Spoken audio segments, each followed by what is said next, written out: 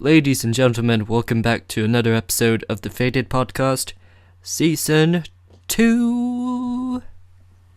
Hooray! Another year with us. We're back to square one. And hopefully provide more better quality content. Well, we at least finished a season worth of podcasting. Of course, yeah. And just like last month, December's podcast, I end up fucking up again with the introduction. You can hear me say 3, 2, 1, and it's just so awkward. It's always December that always fucks up. Like 2016, we had My Bad Audio, and now 2017 is just bad introduction. December is bad luck for us. Well, guess like the only good thing is like getting presents on Christmas in December. Yeah, besides Christmas and my birthday, that's Yeah. the good things. Yeah, but it means I can finally marathon Rick and Morty. But this December has been a letdown, really. Well, for most people, really, because of what we're going to talk about. And we're going to talk about this now than last month because we decided to talk about the year in general. We may have, talked a little bit about The Last Jedi here and there because we didn't know whether or not our friend was going to do a podcast on it, and we got no word from it, so it was like, hey, might as well talk about it. Why not? Hey Ben, if you're watching this, fuck you for breaking your promise. Come by any time. Leaves us for another podcast, and we have no idea what happened to that. Well, who needs that traitor anyways?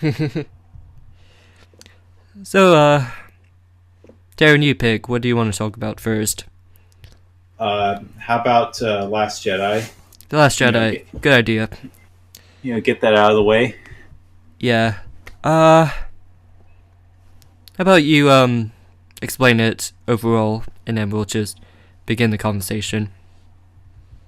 Well, Last Jedi is the recent Star Wars movie, and it's about the people that are part of the Resistance, and they're escaping their rebel base to try to form a new rebel base, and they're being attacked by all of the First Order, and they're trying to get away, and then Ray does some training. And then Ray does some training in the meantime, but Luke is very hesitant about it, and Chewbacca befriends the Lucasfilm equivalent to the Minions. Oh no, not those. Those porks. Get the Ewoks back. Honestly, they feel like a ripoff of the Ewoks. But at least the Ewoks did something. At least they thought. I mean, honestly, I'm a person that kind of likes the Ewoks. I don't mind them. I thought they're cute and funny, and they're actually in war. But those bird fuckers, they're like, oh, minions. Yeah. I mean, I thought Minions died with the third Despicable Me movie. Yeah, and they still keep making Despicable Me movies. Yeah, just wait till Illumination makes The Grinch. No, shit. Anyways, back to the porks. Because I saw it with my dad, and I asked, hey, what do you think about those? It was like, I hate that they just forcefully push cute things in unnecessary scenes just for the child audience. Even if it's about selling toys, it's ridiculous, and it just ruins the moment. Yeah, I mean, it's almost like the CG gophers and monkeys from Crystal Skull, the fourth Indiana Jones movie. Yeah. But to be fair, the porgs don't have like too much screen time. Yeah, not as much. Like, only in the Millennium Falcon, and that's actually it. What I was surprised was, Luke Skywalker has a bigger scene, a bigger role in the movie. Yeah, I actually do have mixed feelings about Luke Skywalker's role. Because they're establishing that this is a older Luke Skywalker, and he's changed throughout the 30 years that that Last Jedi takes place from after Return of the Jedi. Yeah. How different do you think? Like, he just doesn't care anymore, or? Well, I mean, like, in terms of not caring, he's like ready to pass on and become one with the Force. And that was like in the ending when he's actually like, well, bye, I did all I can do, and just disappeared. Yeah, that felt a little rushed to get rid of Luke. Yeah. Although I would say that there were some enjoyable moments in the scene with like the battle. Yeah, even Luke was funny because that hologram or ghost thing he did, where Kylo Ren had all those fucking AT&T walkers firing at him for like a long time. He just stands there and just brushed the dust off his shoulder, like, damn. Oh, that's so good. But I feel like Kylo Ren and the Luke battle could have been a little longer, like at least do a little more lightsaber fighting, just to last long, because Luke's just doing like some acrobatic spider senses tingling stuff, just so he doesn't touch him and realize, oh wait, what?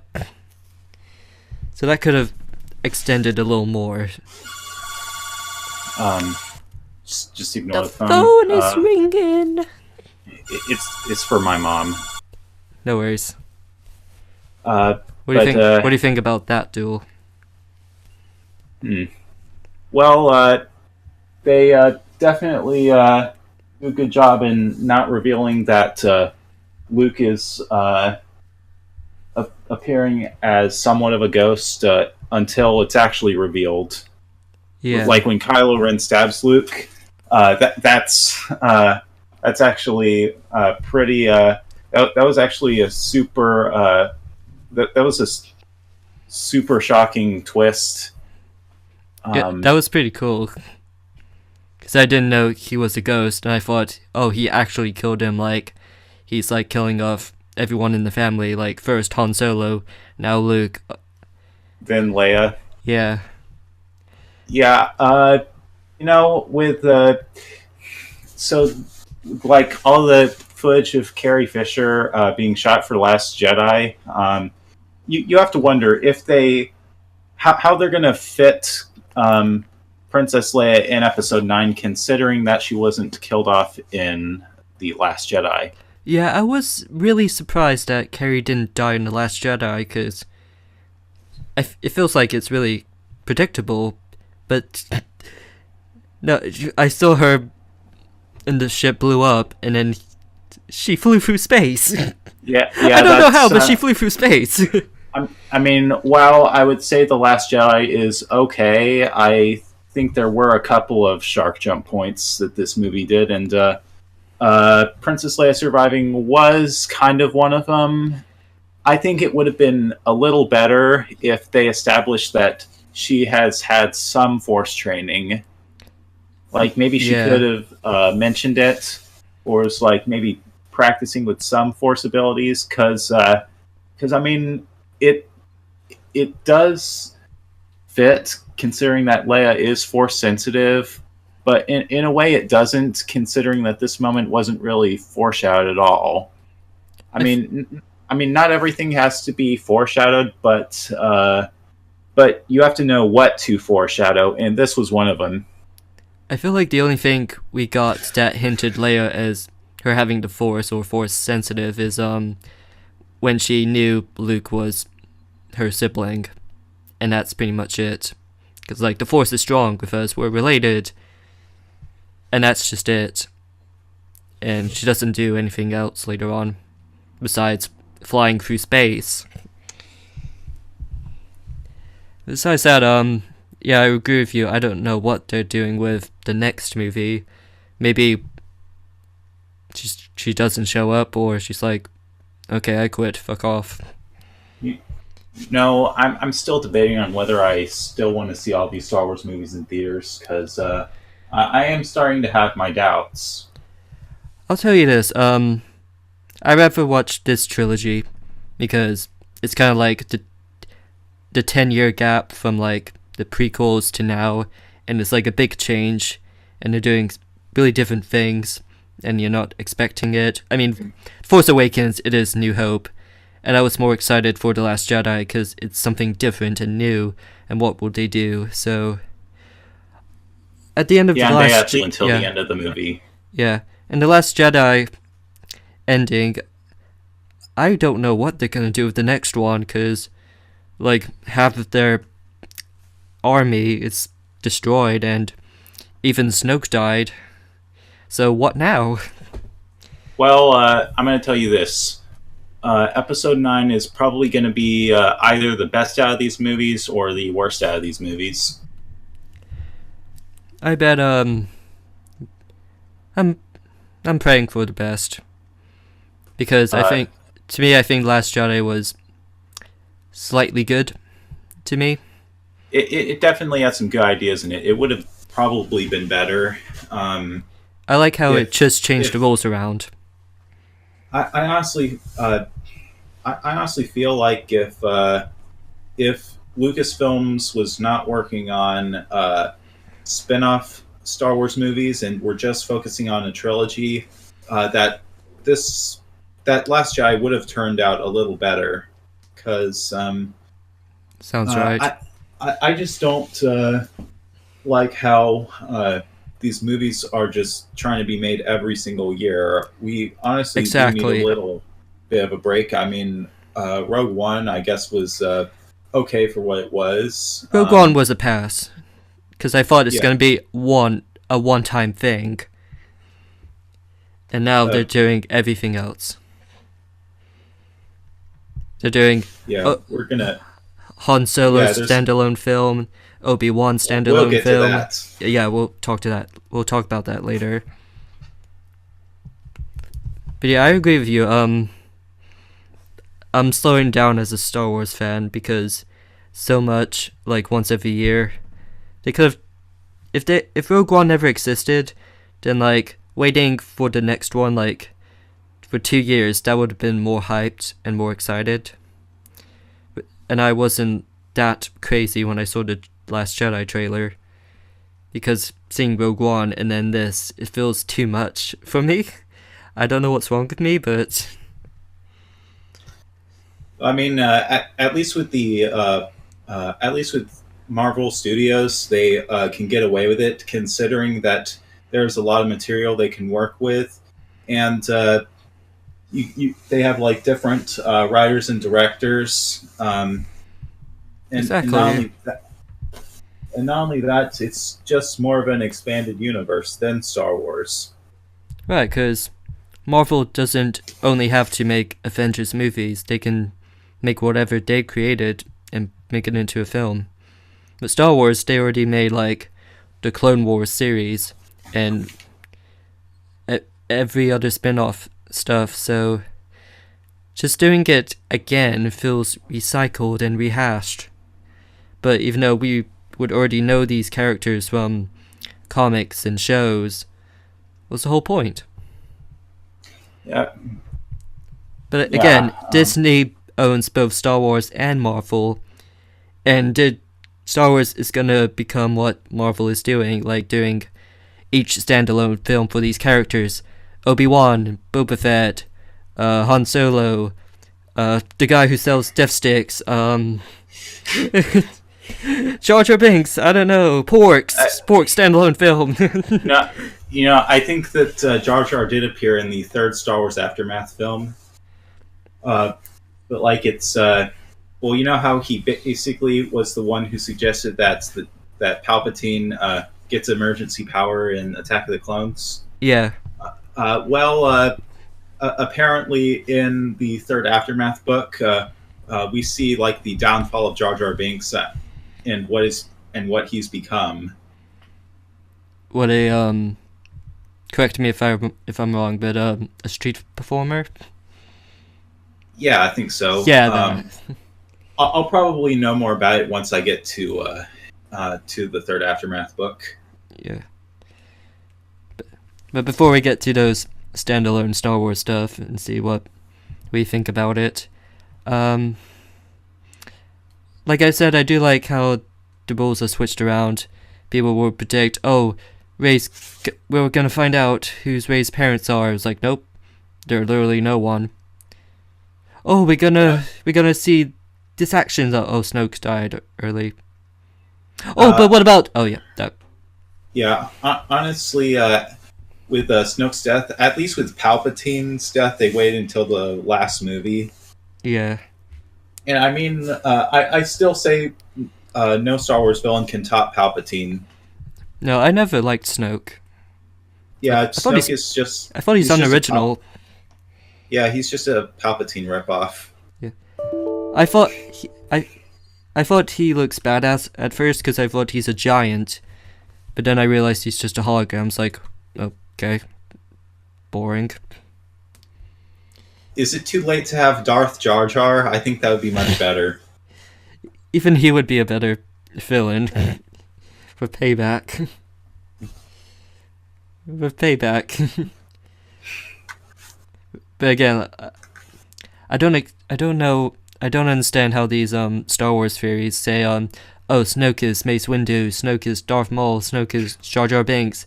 Like, they can make more characters. They don't always have to be related. And plus, wouldn't they die of old age by around Force Awakens? Most of these, this character is that character theory wouldn't even make it on an episode of film theory. No, even MatPat wouldn't go that far. I mean, MatPat tried to talk about who Rey's parents are. And, I mean, he tries. He always fails on Star Wars theories, but... Yeah, just watch actual Star Wars theory channels. Yeah. Because there are a lot of Star Wars historians and hardcore fans of the series that do a way better job of explaining stuff and coming up with educational theories. And some of them are actually good. I mean, my favorite ones are still the ones in which they explain how the timeline would be different if one thing in the timeline changed. Oh, it's like nice. Like what? What if Anakin had the high ground instead of Obi-Wan? Oh, like how they switched the stories around. Yeah. What if Obi-Wan did take the Death Sticks? Yeah, I think that was like a joke won by Star Wars Theory. Oh, I gotta see that one. Like, he's the same guy that made What If Anakin Liked Sand on April Fool's Day. I want to see that too. But yeah, I definitely think that... I think I'm actually going to be excited when there are Star Wars What If videos for these new Star Wars movies. I'd actually like to see how a timeline would be different if Kylo did not kill Han. And Han would be able to turn him back to the light side. That's a good idea. But back to The Last Jedi. And speaking of Kylo Ren, in The Last Jedi, I actually like him a bit more as a character. Because For me, it feels like instead of like those old Sith lords with the wrinkly faces and whatnot, he feels more younger and more edgier and more cool. That he just fits for like being the rival for Rey and Finn. So I feel like that worked really well. And he just destroyed his mask helmet thing, just showing his scars and everything. Yeah, And because and his weird chest thing. Do you know the memes of Kylo Ren shirtless? And it looks so weird. yeah, I don't want to hate for body shaming, but that's pretty funny with the memes. But he still looks fit. yeah, yeah. Just wait until just wait until DeviantArt Oh, starts. Just wait until it starts filling up the homepage on DeviantArt. but him and Rey in that scene with killing Snoke and basically fighting together, just killing off those red guards, I thought that was really good. Yeah, Because they're not an expert at using lightsabers, because they get like hits and stuff. they're still learning. Yeah, they're both still learning, which is like good rivalry. The next time they fight, if they ever will. Yeah, and I actually liked how Kylo basically wanted the same thing Luke wanted, except in a more Sith-like way. Oh, of course. I just like that twist that Luke was going to kill Kylo Ren in the Jedi Temple. I thought that was really scary when I saw that. Well, he probably would have if he didn't hesitate. Yeah. Because he did hesitate. Which I am kind of glad that he did, because That'll just make Luke like an asshole. that'll show that the Jedi aren't not much better than the Sith. Exactly. Which I'm always the Sith dude, because I like all the Sith Lord characters.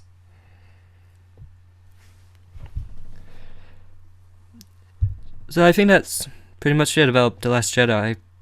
I mean, as much as we can say. To me, Yeah. I thought it was better than The Force Awakens, just because it's something new. Yeah, that's one reason to like Last Jedi better. But Return of the Jedi is still the best Star Wars movie in my opinion. That's probably never going to change. I like it, too. I wouldn't say it's my favorite, but it's decent. No, it's really good, like, it's memorable. But to me, I think it's good. I'm still a sucker for prequels. Yeah, I still think Revenge of the Sith is somewhat of a good movie. Oh yeah, like, I say it's one of my top 3 favorite Star Wars. Okay, for me as a kid, of course I seen the originals first before the prequels. But I still like the prequels. Because I thought I loved the lightsaber battles more in that than any of the others. Even the Clone Wars series looks a bit weird at times. But the choreography and the prequels work well. I still always come back to Phantom Menace because of the Darth Maul fight, because that was incredible. And that makes me love Darth Maul a whole lot. Yeah, I'm glad they brought him back in the Clone Wars. I'm glad he does. Yeah, he definitely has an interesting story arc in the Clone Wars. George Lucas really should have kept him in the prequels. Like, he should have been the main character, and then Count Dooku and General Grievous would have been the side characters. And then Darth Maul would have died in Revenge of the Sith, and that's when Anakin becomes the new Sith Lord. That's what I think. Either that, or Anakin could kill Darth Maul. That would have been cool. Like when Anakin's killing all the separatists, Darth Maul could be trying to protect them, and then Anakin kills Darth Maul. Yeah, that's really a cool idea. Or he would be or maybe not Anakin, maybe Obi-Wan kills him for like revenge for Qui-Gon Jinn. So he would be like replaced in that General Grievous scene, and it would have been more badass, and he'll finally get to kill him. Maybe we'll see Maul come back in the Obi-Wan movie. Oh, maybe. And let's get right to the standalone films. Okay, Ewan so, McGregor. I love him. I love him as an actor. And Obi-Wan. Yeah, makes me excited for an Obi-Wan movie rather than a Han Solo movie. Yeah, I prefer that instead of Han Solo. Like, to me, I think Han Solo doesn't really have a good backstory for a character. I mean, he's just a smuggler. What else is there? You can't do much for that for a movie. But who knows? I'll probably just stick to reading the legend stories about Han Solo. But Obi-Wan, on the other hand, sorry, continue. Considering that the Han Solo trilogy has gotten a fancy new hardcover, I'll probably just buy that and read it. Yeah. And maybe I'll just like rent the Han Solo movie at Redbox. That's a good idea. But Obi-Wan, on the other hand, has a bigger story and a better backstory. And for whatever they're putting the timeline in, maybe it's like when he dropped off Luke, maybe you get to see him depressed and on that sandy planet, and maybe we see Darth Maul again. Maybe they fight again. That would be cool. Yeah, they could like because they like fought again in canon and Legends. And Star Wars Rebels. Yeah. Ooh, maybe if they adapt the Darth Maul Tatooine fight, they could bring back the way Darth Maul was killed in Legends and have Owen Lars shoot Darth Maul with a rifle. Oh yeah. See all these possibilities they could do with Obi-Wan. But Obi-Wan would be next year, wouldn't it? Actually, it's gonna be in 2020. Oh, so long. But we have Han Solo first. I mean, sorry, I like Obi-Wan more. I don't really like Han Solo that much as the character. Well, maybe while we're waiting for Episode 9 and avoiding the Han Solo movie, it could give me time to search for Robot Chicken Star Wars Episode 3. Because that's probably going to have more Han Solo moments that are memorable. I want a Obi-Wan movie like that Logan movie, where it's just like post-apocalyptic, and he's just an angry, depressed man. We need something like that for Obi-Wan, for what timeline they're putting him in, and seeing him being upset about Anakin betraying him, or Qui-Gon dead, or maybe while he's with Qui-Gon Jinn. Who knows? I want something like that. Yeah, maybe they could have Qui-Gon Jinn come back as a Force Ghost. That'd be a great return for Liam Neeson. Yes. Liam Neeson did say he's quitting action films, but all he has to do is just stand there as a ghost. That's all. I would love that. So, bring back Qui-Gon and Darth Maul. So, what kind of films is Liam Neeson doing now? I mean, I've seen him doing voiceovers, but I don't really know what else. Well, they could at least bring him back as a voiceover. Yeah, at least. But hey, that's all I have to say. All of these standalone films, I'm not too excited about them. Depends on the character, because Obi-Wan, I would be pretty happy if they'd done that, except they should have done that instead of Rogue One. That would have been cooler. And I'm still puzzled about casting Donald Glover as Lando. You don't like it, or? No, I like Donald Glover, but he has to prove to me that he will be good at being Lando.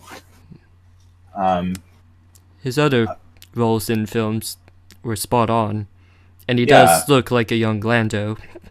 So who knows? I guess he does. I just hope that I just hope that's the right casting choice in the end. I mean, yeah. Considering his, they were able to perfectly get him in Spider-Man: Homecoming. And he's not Spider-Man. Well, the mistake was that they didn't get him as the Miles Morales Spider-Man. Yeah. Marvel would do something about that. I guess with that they want to get someone younger for the Miles Morales Spider-Man, but they'll have to establish the Spider-Verse first. Yeah. Because they want more Tom Holland first before another Spider-Man. Well, that and Marvel Studios doesn't have the full film rights to Spider-Man yet, considering that Sony is very greedy with it. Yeah. But hopefully Donald Glover sings Redbone in the Han Solo film. Yeah. Please.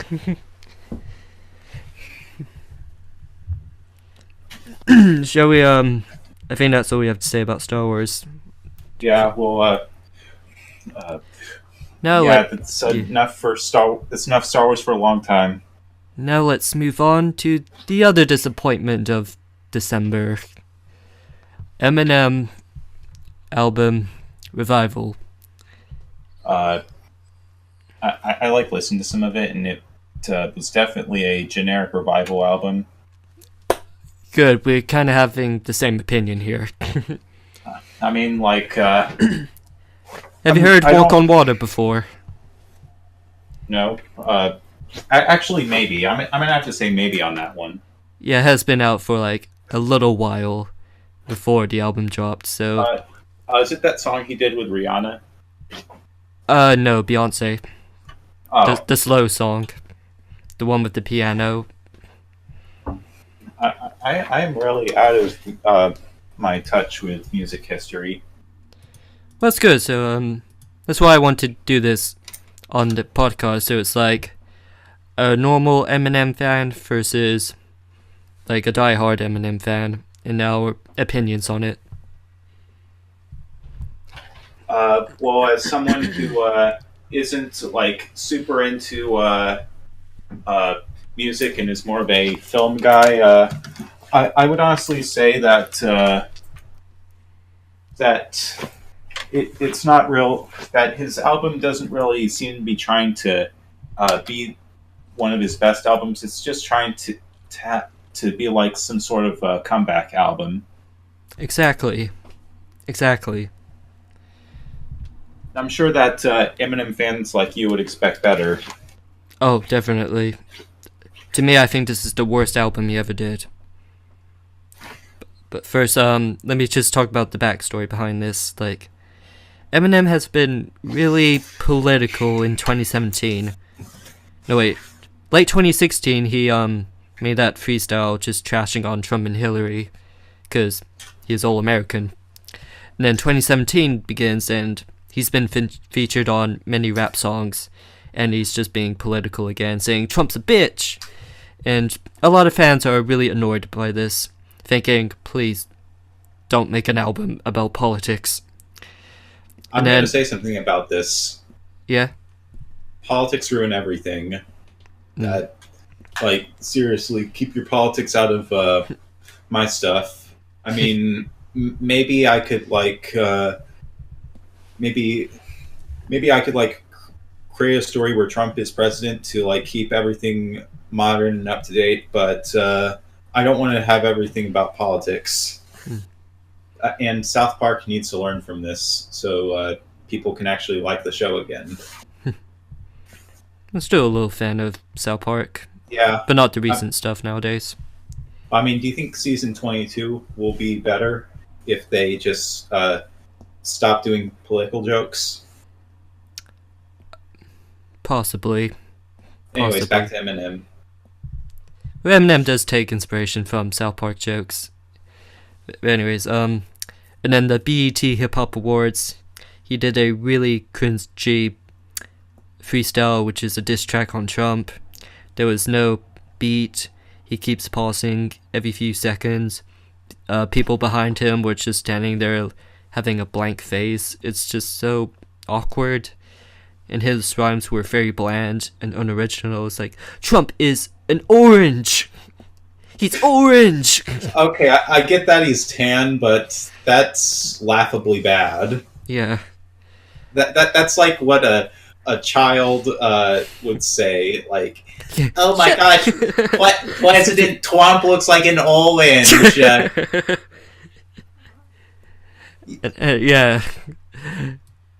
Like, you expect more from Eminem. You would think he would, like, use dictionaries to, like, destroy him, but no, he calls him an orange. So when the album was announced, like, I prayed for having it not all about politics. There were some moments where it's not, and then some were completely about politics. So, first track, Walk on Water. I really like the message behind it, but it's not something I'll keep coming back to. I like Beyonce singing I Walk on Water, the hook's really good. Basically the song is about Eminem feeling like his fans are now turned on him, saying he fell off, and they just joke on him because he's old. He lost relevance. I like the message, but I mean, you can't just, like, listen to it in the car and just bang your head to it. It's like, there's no beat to it, or it doesn't feel like something you party at the club. Must feel like rap is a dying genre because of this. Yeah. But at least for songs like, his song Like Toy Soldiers, which, same premise, with, the toy soldiers on the beat. But at least that works, because even though Eminem is talking about, like, loved ones or death, at least it has a beat to it and you sing along to it, no matter where you are. But for Walk on Water, you're just listening to him talking about, oh, I don't think the fans like me anymore. Am I not relevant anymore? Well, he probably is not going to be relevant anymore if he doesn't respond to criticism. Yeah. And try to fix his mistakes that people are criticizing him for. He kind of took notice of the criticism for Revival because it's a really big backlash. Like, a whole lot didn't like it. Well, I'll talk. Yeah. Well, hopefully his next album's better. Hopefully, because for when Relapse came out, he made Recovery, which is like a sorry apology for making Relapse, and Recovery ended up being a good album. So maybe next album would be like, oh, sorry for Revival. Yeah. Hopefully. But the only two songs from the album I like were the next two tracks, Believe and Chloroseptic, kind of. Believe I like for, it sounds like Old Shady. He's just, like, going on about it, just being weird and stuff. Chloroseptic was, it's kind of the same thing, kind of like Old Shady. Not like 90s Shady, kind of like Relapse Eminem. So 2009. And the ones I really hate, Untouchable, which is another single he dropped before the album. What the fuck? The chorus makes my ears bleed. White boy, white boy. I hope they don't actually make your ears bleed. I hope that's just a metaphor. Don't worry, it's just... Okay, I cringe to it. Like, I did not come back to that song ever. white boy, white boy. It's just too much. And then the song Framed, I like the verse, but it gets ruined by the chorus. I'm going framed. I'm going insane. Like, what the fuck are you doing? What is this? I can see why my family doesn't listen to too much rap. Like, you need to actually try. Yeah, you need to actually try to get a rap song done right. I mean, I don't care what other people say, but rap is honestly a dying genre, and people are trying their best to make sure that nobody pulls its plug from its life support machine. Yeah, because honestly, it hasn't stuck to its roots back in the 90s. It has been expanded to many kinds of rap, so you get the ones who mumble and the ones who just repeat the same words over and over again. Like, it's going in complete different directions. It's not sticking to one thing. Yeah, in about 10 years, I will not be surprised if it's in the same graveyard as disco. And disco's dead. Disco's like been dead. I mean, like, I guess the only way for it to be relevant again is if you have a way to twist back time to the 70s. Yeah. And then as the songs were like bad, the features on this. Did you see the features on the album? Not really. I didn't. Personally, I didn't give a shit about the features.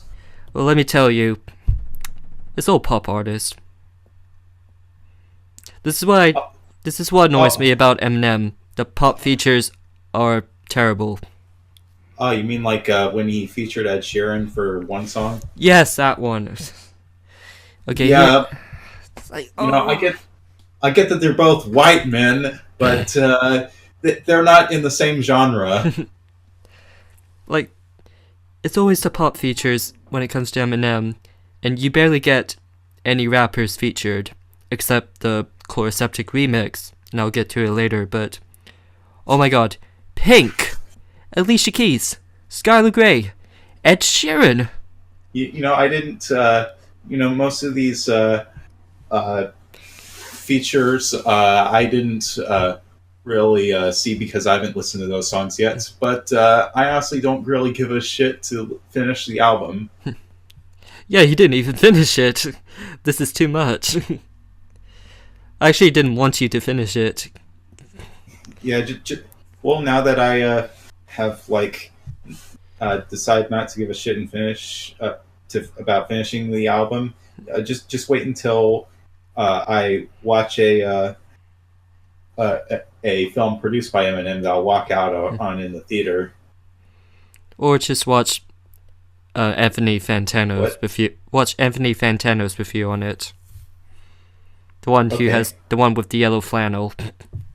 Well, you know what, Eminem better not do something like produce a film that'll that I will walk out on, because hopefully he won't do that. He made 8 Mile, remember?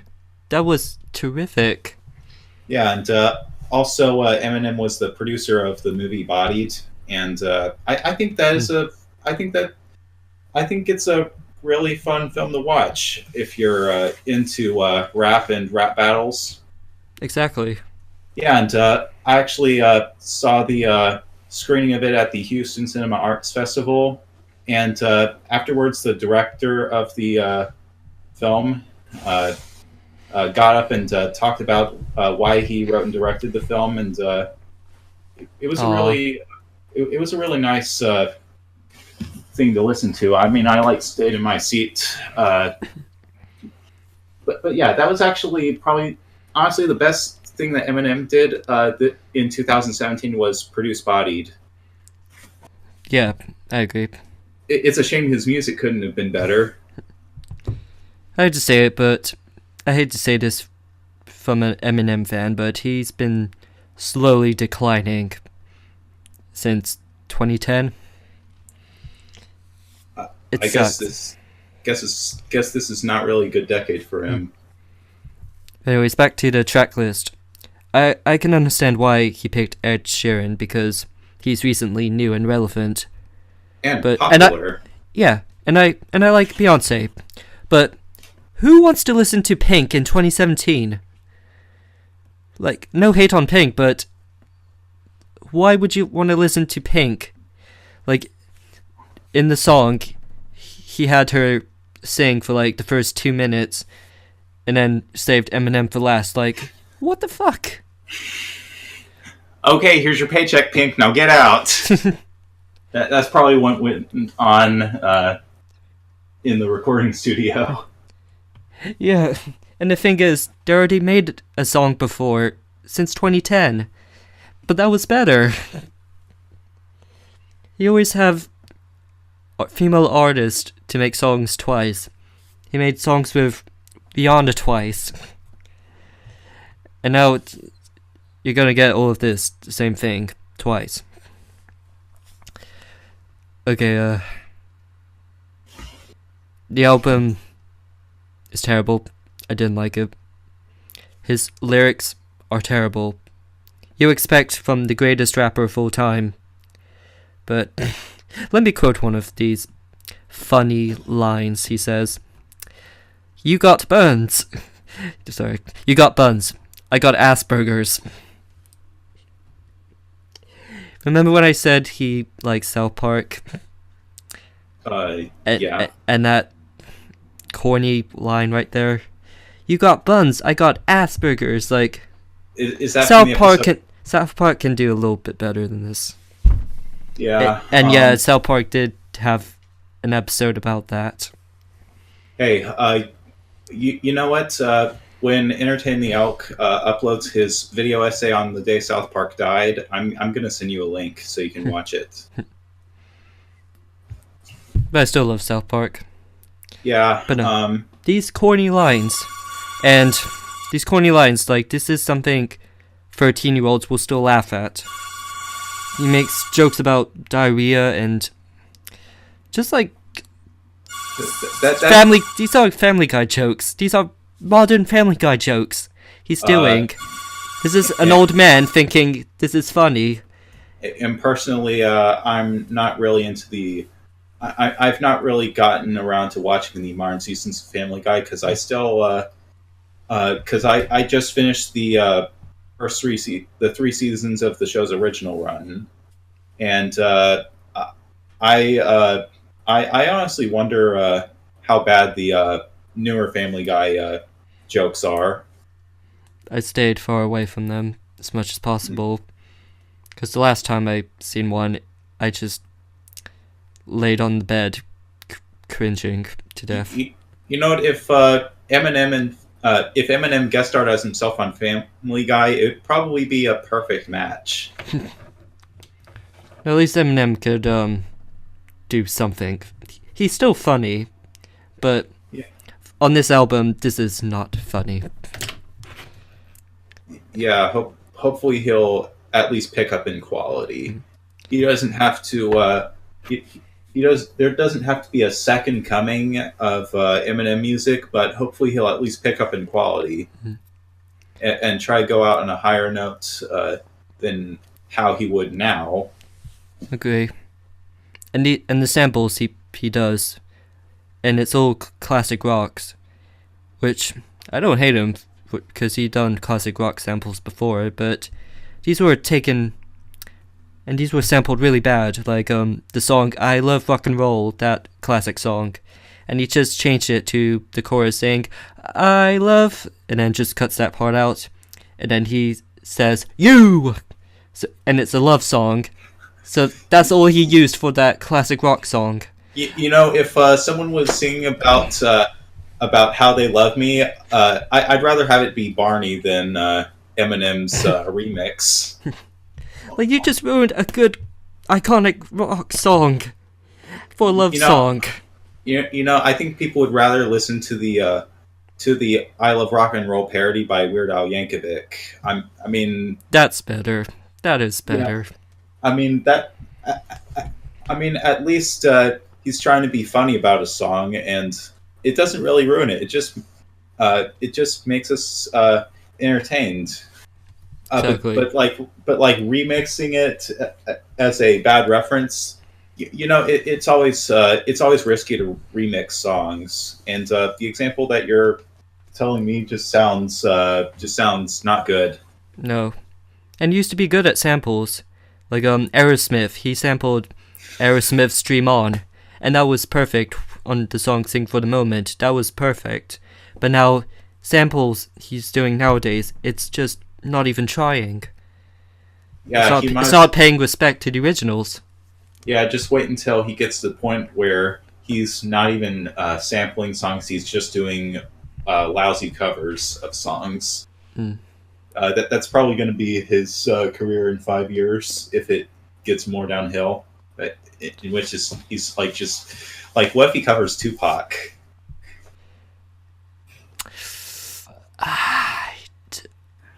Hopefully he does something good with that. Hey, that reminds me. I have a question for you. Sure. If you had the choice to listen to Eminem's Revival album and watch the Tupac movie that was released in 2017, which would you rather do? Tupac movie.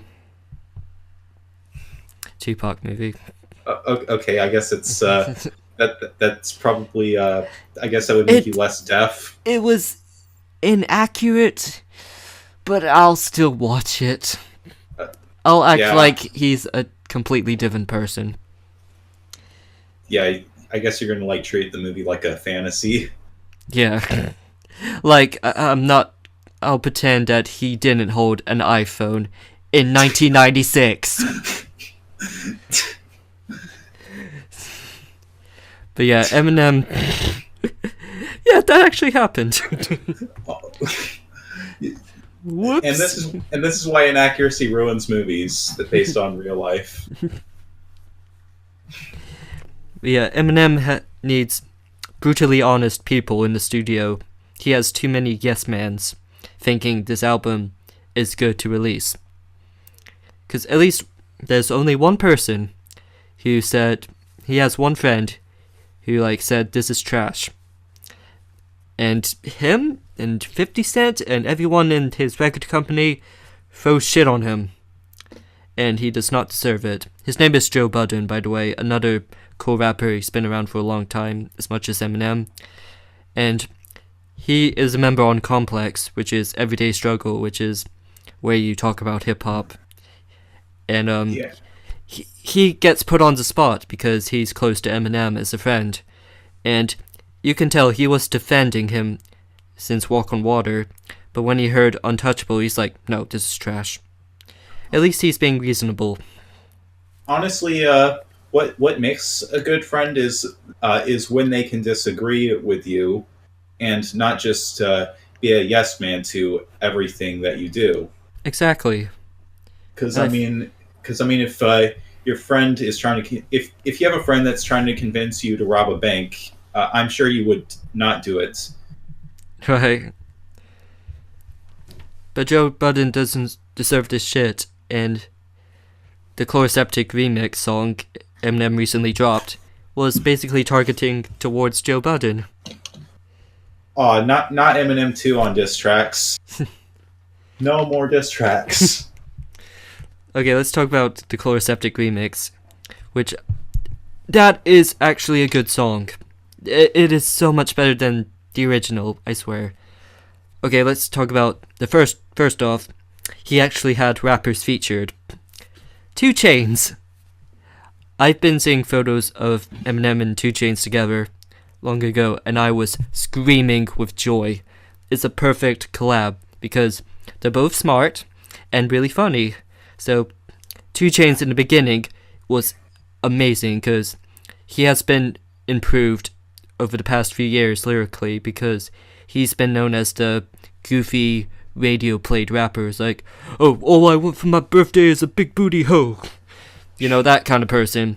And he improved lyrically. I've been getting money, where the fuck you been? That's like that's like just He, I he's don't know what to he's say for- about that. he's those kinds of 40 lyrics. he's 40 years old, by the way, and doing goofy songs. What a man child. So hearing that, he was really good in the intro. And there's another guy called Fresher.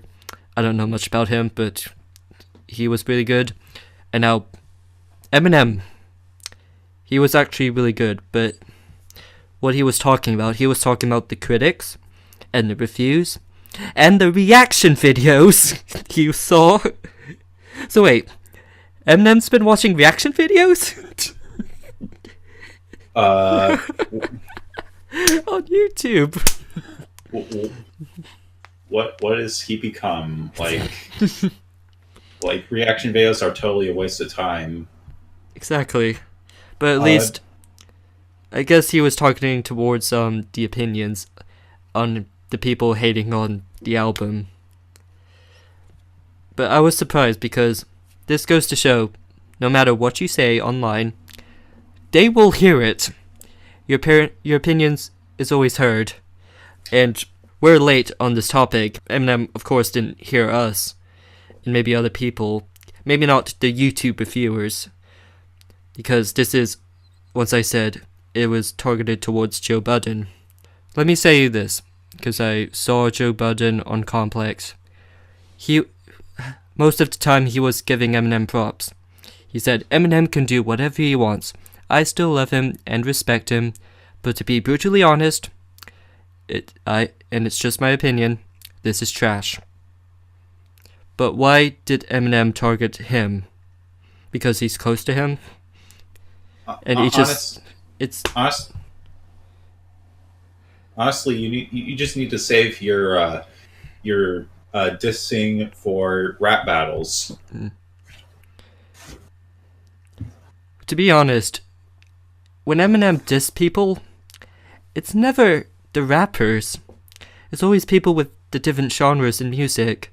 Like, most the well-known is Britney Spears. Like, how are you competing? How's that? You can't do that. Of course Eminem will win. And then NSYNC, Insane Clown Posse, Kid Rock, these aren't rappers. Like, isn't Kid Rock a country singer that has delved into other genres? Yeah. Although Kid Rock does kind of sound like a rap name, if you think about it. It does, really. But the only person he dissed was Ja Rule. And that was like a long time ago. But that's just it. It's just always... To be honest, I think this is bad beef Eminem is doing, because he's not beefing with the new good rappers nowadays. It's like, oh, who's new in this industry? Kendrick Lamar, J. Cole, Joyner Lucas. Okay, no, I'm not gonna beef with y'all. I'm gonna beef with this pop band. Like, no, you can't do that. We get it. Rap is your favorite genre. You don't have to diss other genres. Yeah. Like, if he dissed Kendrick Lamar, for example, that would have been pretty good. Like, if they're both throwing diss tracks at each other, that would have been a really good rivalry. And now people will have to pick sides, which is better. But no, you can't just rap battle Britney Spears. Like, no. No, honey, what are you doing? Yeah, he really wants to hit her one more time. And Mariah Carey, his ex-girl. Like, we get it, she sucks. We all think that. You can stop now. Yeah, and we get that all she wants for Christmas is you, but we don't give a shit about what you think about other genres in Eminem. But the album as a whole, it's the worst one he ever made. He could come back and make a dope project again. Maybe not like the originals, but at least something.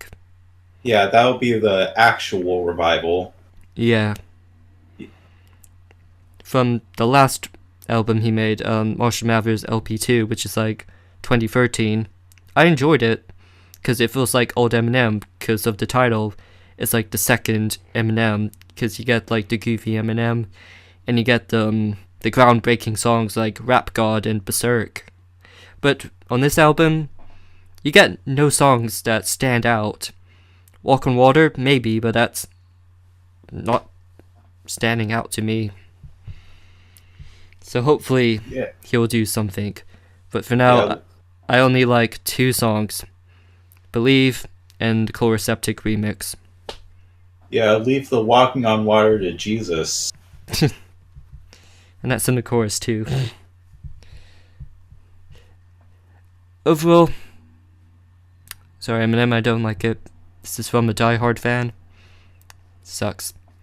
And from this album made me come back to his other been called bad projects, and I end up liking them because for me it feels like an Eminem project, but on this one it just feels like a political album. It doesn't feel like Eminem wrote it. Yeah, this is why I'm never going to be political in anything. And that's why December has been a disappointment. Yeah. What a rotten way to end 2017. But 2017 does have some good moments. Yeah, I mean, personally, I enjoyed 2017 for all the stuff that happened to me, because I got more into comics. If you can't tell by our previous podcasts, and I turned 20, and I was able to not only build up my collection of video games and stuff to read, but I was able to build up my DVD collection, and I've really gotten into a lot of adult cartoons like Family Guy and Robot Chicken and South Park and Rick and Morty. Nice. And I got to see both the Lego Batman and Ninjago movies, which are some of the best animated movies of the year. With a lot of others, I saw all 3 Marvel Cinematic movies. But honestly, the best thing that happened to me in 2017 was that I got my license and I've been driving everywhere. Nice. Like, I don't need to rely on my parents anymore. That's always a good thing. Yeah. How was your year of 2017? For my hobbies and interest, it has been a good year for music. It's been much better than last year. And I think the best album of the year, in my opinion, is Tyler the Creator, Flower Boy. And that got nominated for a Grammy, and I hope he wins. Was it robbed of its Grammy? Sorry, what? Was it robbed of its Grammy? Because you didn't say it won. Nominated. Oh. It hasn't. Well, It hasn't happened yet. Oh, okay. Well, hopefully it'll win. Yeah, I think it'll be February. And I say the Grammys were a lot better now than last year. Like, they picked some really good albums this time. Yeah, hopefully none of the albums get robbed. Yeah. So, that ought to do it for those 2 topics. We haven't seen much trailers yet. Well, I saw Incredibles 2 and Avengers Infinity War. I mean, The trailers. Incredibles 2, I think that was like a minute long and doesn't show a whole lot. Well, honestly, with the Incredibles 2 trailer, it gives you a lot to think about. Like, what are they going to... Why is Jack still a baby? Well, if the movie probably hasn't taken place... It probably only takes place at maybe 1 year or a couple months after the first movie. Yeah, probably. After that fill-in in the first ending. Yeah, Syndrome Go Boom. He It's was like he they're- was the best villain ever in Pixar. Honestly, you're not wrong. Like, he has a good backstory. He has a reason why he hates the good guys. And you kind of like him. And he was able to find ways to get rich. Like, super Yeah. rich. Exactly. Like, 15 years and he's built his own empire. And one more trailer. I don't have you seen it? Slender Man. No, because I don't care about Slender Man. What happened in the trailer? Anymore. I don't care about him anymore because it's been 5 years. They could have made the movie 5 years ago, back when he was relevant. Yeah, 2012, and it's 2018 now. Who the fuck cares anymore? Yeah, that's what everybody's going to say about the Five Nights at Freddy's movie whenever that's finished. If they're still making it, I don't know. Like, when was the last time you heard someone talk about Five Nights at Freddy's?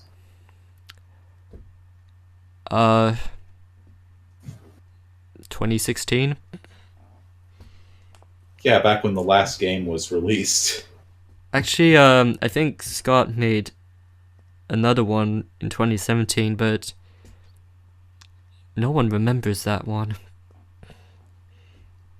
Because it was completely different and shit. It was actually shit.